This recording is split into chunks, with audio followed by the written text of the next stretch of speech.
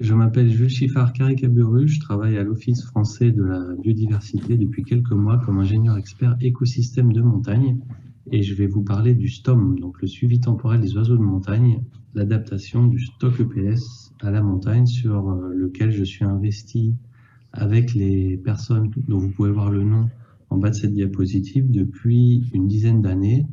Et j'en profite pour remercier d'ores et déjà tous les observateurs donc, qui sont entre 70 et 80 qui se sont investis sur ce protocole depuis sa création. Ma présentation montagne, l'adaptation du STOM courte historique, la présentation des caractéristiques du STOM, l'intérêt et les premiers résultats de cette étude et enfin son ouverture nationale aux participants bénévoles du stock EPS.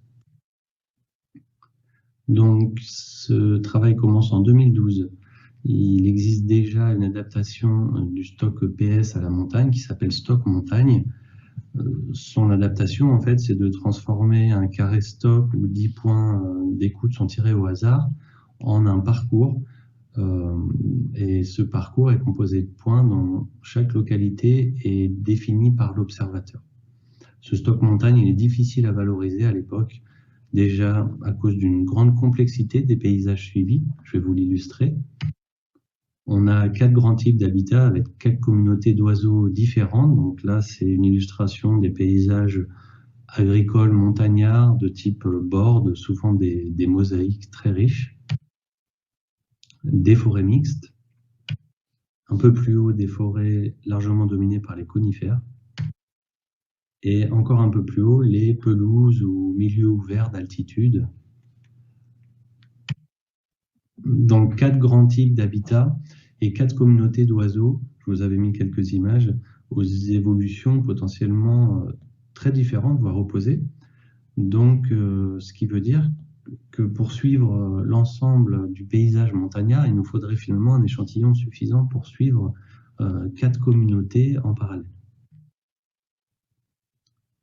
Alors, en plus de ce souci de complexité du paysage, on manque de monde en montagne. De manière générale, on a moins d'habitants et donc moins de participants potentiels au protocole de sciences participatives dans ces paysages-là.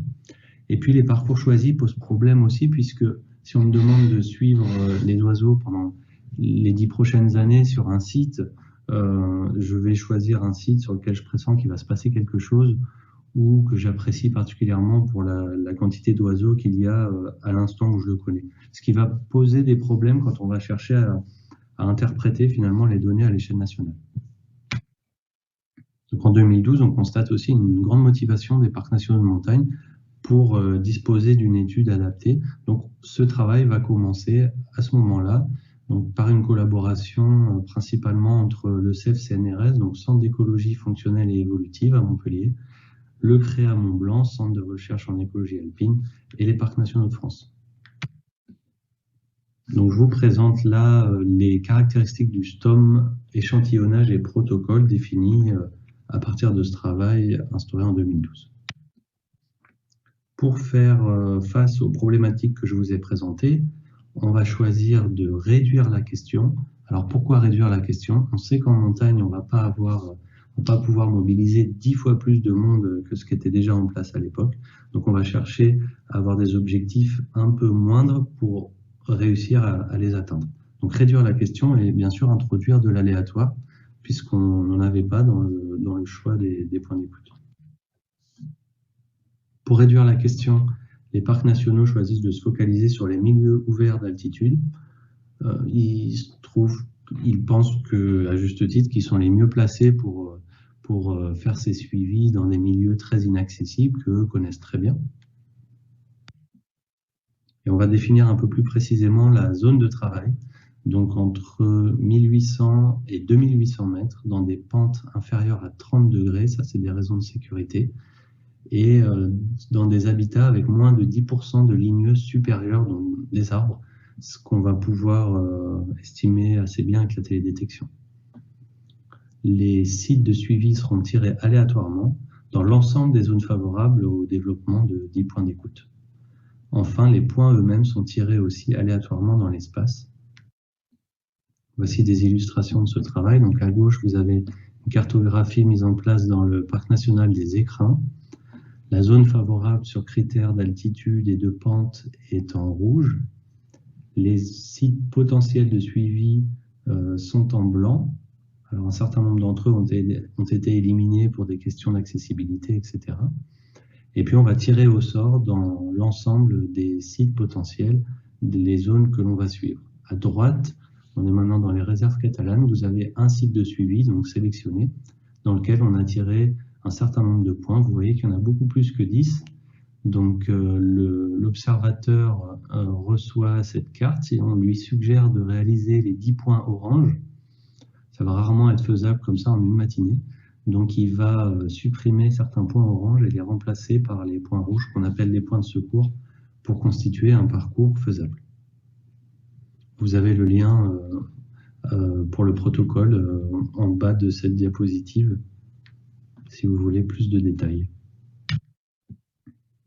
On va aller un petit peu plus loin là, pour adapter le STOM finalement, réduire la question, introduire de l'aléatoire. On va aussi commencer à adapter le comptage, donc là en collaboration avec le muséum pour s'assurer de rester bien compatible avec les données du stock EPS.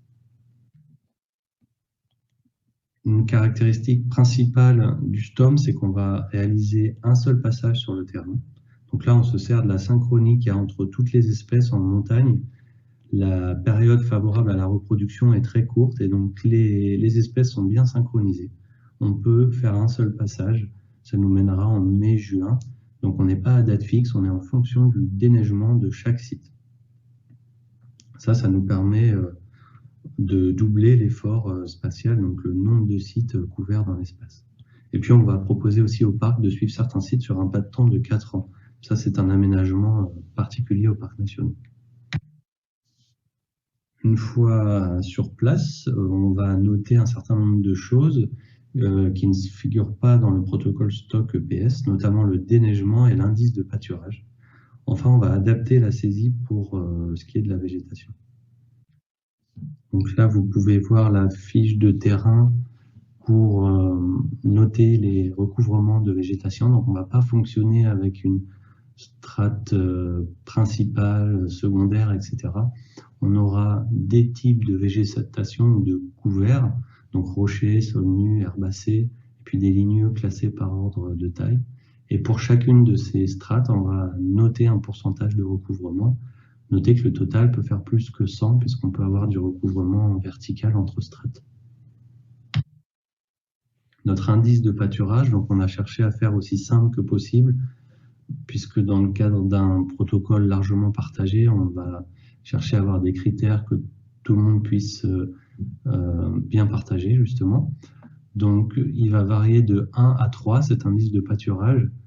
La valeur 1 étant un habitat sur lequel on n'observe aucune trace de pâturage sur la végétation. L'indice 3, la valeur 3, toutes les plantes sont abruties, sans exception. Et puis, la valeur 2, ce sera toutes les situations intermédiaires entre ces deux extrêmes, entre guillemets. Enfin, le comptage dure 10 minutes, en 2 périodes de 5 minutes indépendantes. Donc, pendant la deuxième période de 5 minutes, on ne tiendra pas compte de ce que l'on a pu voir ou entendre pendant les 5 premières minutes. Donc, un bilan, nous suivons les oiseaux de montagne avec un protocole compatible stock EPS dans les pelouses d'altitude supérieures à 1800 mètres. Sur des sites et des points définis aléatoirement, nous ne faisons qu'un seul passage. Nous notons le déneigement, un indice de pâturage, la végétation de manière adaptée. Et une fois là-haut, on réalise des comptages de 2 fois 5 minutes. Maintenant, je vais vous parler du réseau STOM qui a été constitué à partir de ce nouveau protocole adapté à la montagne. Donc, assez rapidement, dès 2014 puis 2015, on a eu quelque chose qui ressemble à ce que vous avez sous les yeux, donc environ 500 points d'écoute réalisés chaque année. Et sur un pas de temps de 4 ans, du fait du dispositif dont je vous ai parlé tout à l'heure, 1500 points d'écoute sur le territoire national. Les principaux partenaires de cette étude sont les parcs nationaux de montagne, hein, les Écrins, les Pyrénées, le Mercantour et la Vanoise, mais aussi Aster, donc le Conservatoire d'espaces naturels Haute-Savoie et le CREA Mont-Blanc, dont j'ai parlé tout à l'heure, la LPO 74 également, qui s'est investie, et les derniers arrivés, ce sont les réserves naturelles catalanes. Donc tout ce petit monde envoie ces données à l'Office français de la biodiversité, où on va centraliser tout ça dans une base de données. Ensuite, les données seront partagées avec le CREA, le CEF, le muséum, pour la valorisation. Et c'est ce dont je vais vous parler ici, l'intérêt du STOM et les premiers résultats. Alors un intérêt principal, c'est que, par contraste un peu avec ce qui se passe en plaine, où les changements globaux sont intenses et diversifiés, en montagne, on a quand même une faible intensité des activités humaines et une faible diversité des activités humaines, ce qui simplifie les problématiques sur lesquelles on travaille. On a aussi un réchauffement climatique qui a été plus intense au XXe siècle. On s'attend à la même chose au XXIe siècle. Donc un contexte assez idéal pour suivre les effets du climat et des grands herbivores sur les populations d'oiseaux communs. Donc, ces effets, ils peuvent être indirects via l'effet sur leurs effets respectifs sur la structure de la végétation, mais on peut aussi avoir des effets directs du climat et des grands herbivores sur les populations. Pour travailler sur le climat, donc on dispose de cette gamme d'altitude, alors définie à la base entre 1008 et 2008. Vous voyez qu'il y a très peu de points au-dessus de 2600 mètres. Et puis on a un beau gradient latitudinal aussi, notamment dans les Alpes, entre le Mercantour et la Haute-Savoie. Donc une variation de température estimée à 7 degrés entre les points les plus chauds et les points les plus froids, entre 1800 et 2600 mètres d'altitude. Cette variation de climat, elle se retrouve dans les listes d'espèces, déjà dans un premier temps. Alors là, je me fie à votre expertise pour interpréter ces listes qui sont classées par ordre décroissant de fréquence. Donc l'espèce la plus commune est en rang 1, en haut de la liste, et petit à petit, on va descendre dans ce classement. Donc là, je vous présente deux listes, une pour les Alpes du Nord, donc les données LPO 74, CREA, Aster regroupées, et les Alpes du Sud.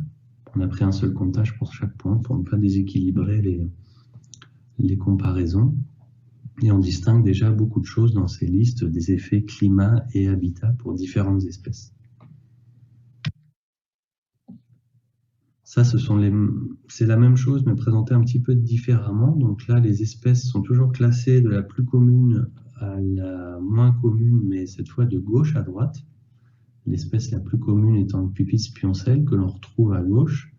Et puis, sur l'axe vertical, vous pouvez visualiser à quel point les espèces les plus communes dominent un peu la communauté. Et là, ce qu'on voit, c'est qu'on a trois espèces vraiment très dominantes, le Pipis pioncelle, le Trachémoteux et les rouges queues noires. L'alouette des champs étant pas loin derrière. Donc ça, c'est assez typique d'avoir une communauté dominée par très peu d'espèces, assez typique des milieux froids, des milieux extrêmes en général.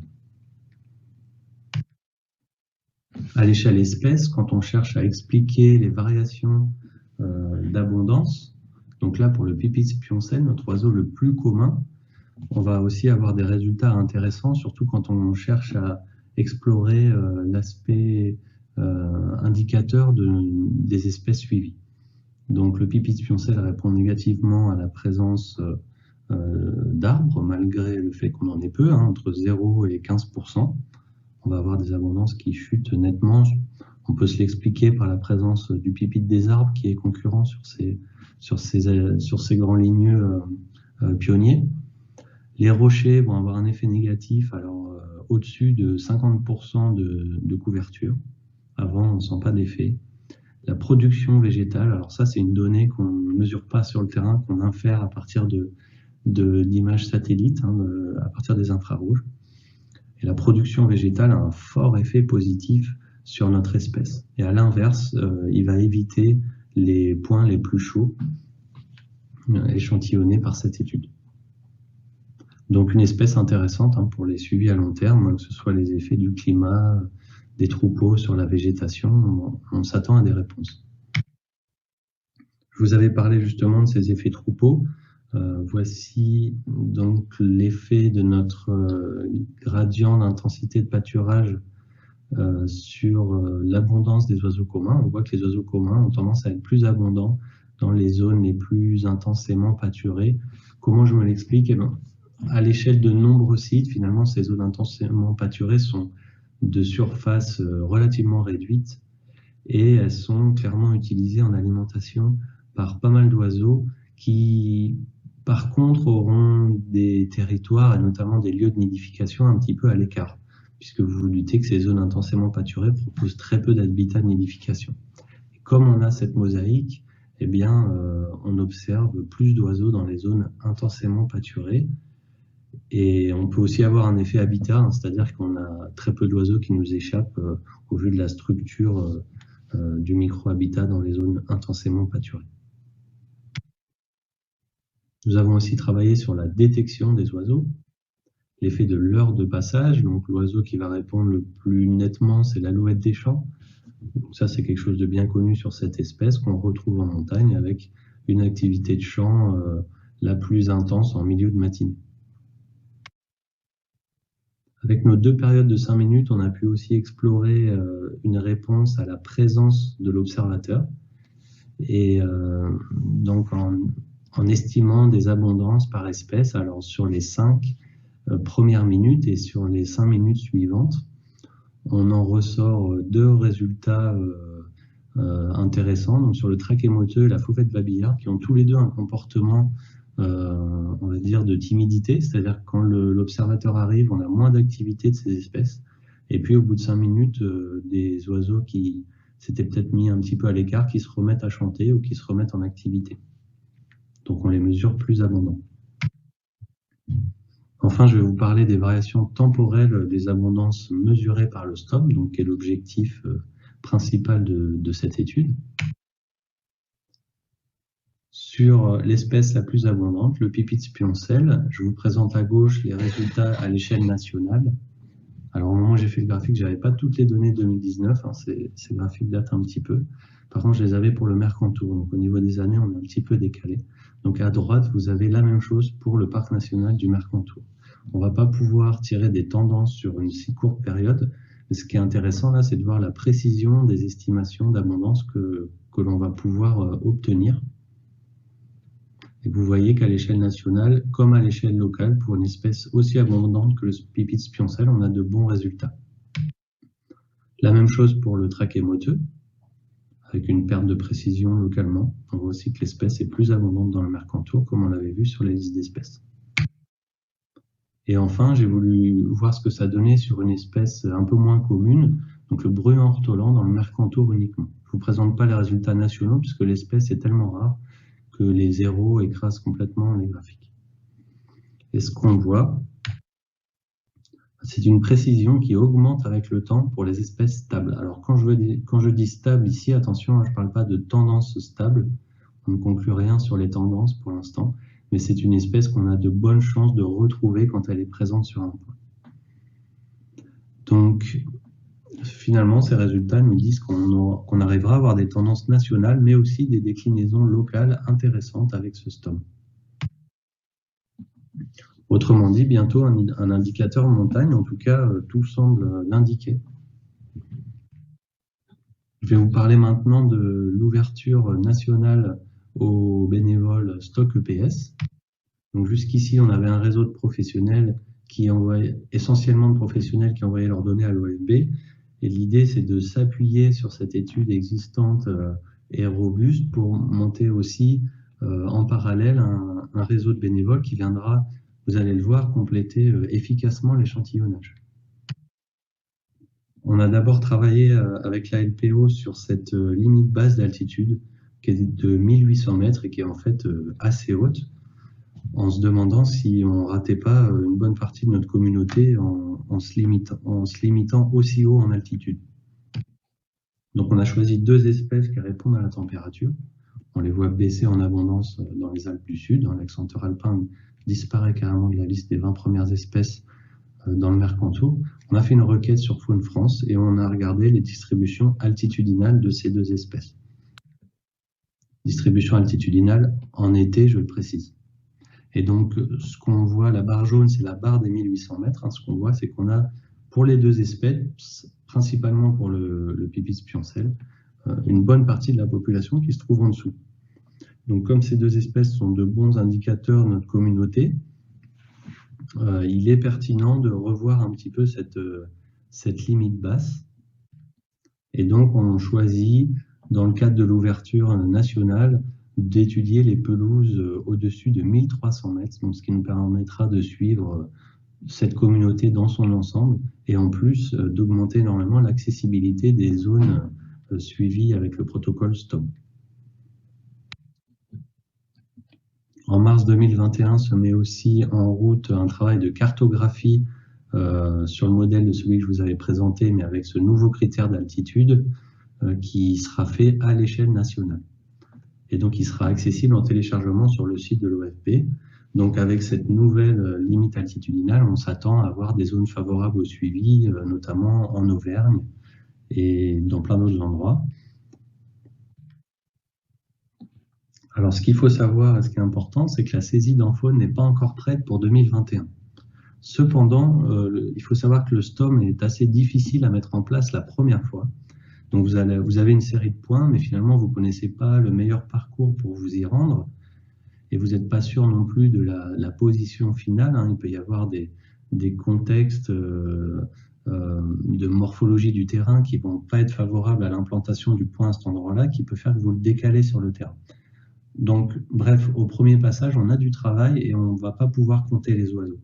Donc, si vous êtes motivé par cette étude, vous pouvez, dès 2021, mettre en place votre parcours. Comme ça, vous aurez toutes les conditions favorables pour faire un beau comptage en 2022. Si vous comptez les oiseaux dès cette année, vous pouvez bien sûr garder vos données sur fiche papier et attendre que la saisie faune soit prête, ce qui devrait être le cas dans l'année à venir. Comme pour les autres programmes, je le précise, qu'on s'engage dans le STOM si on pense pouvoir retourner sur le site aussi longtemps que possible.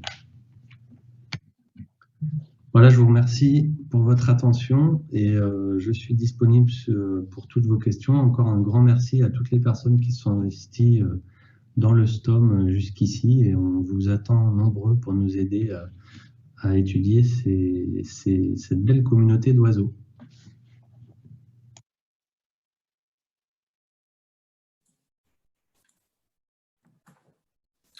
Merci Jules pour cette présentation qui donne envie d'aller faire un tour en montagne.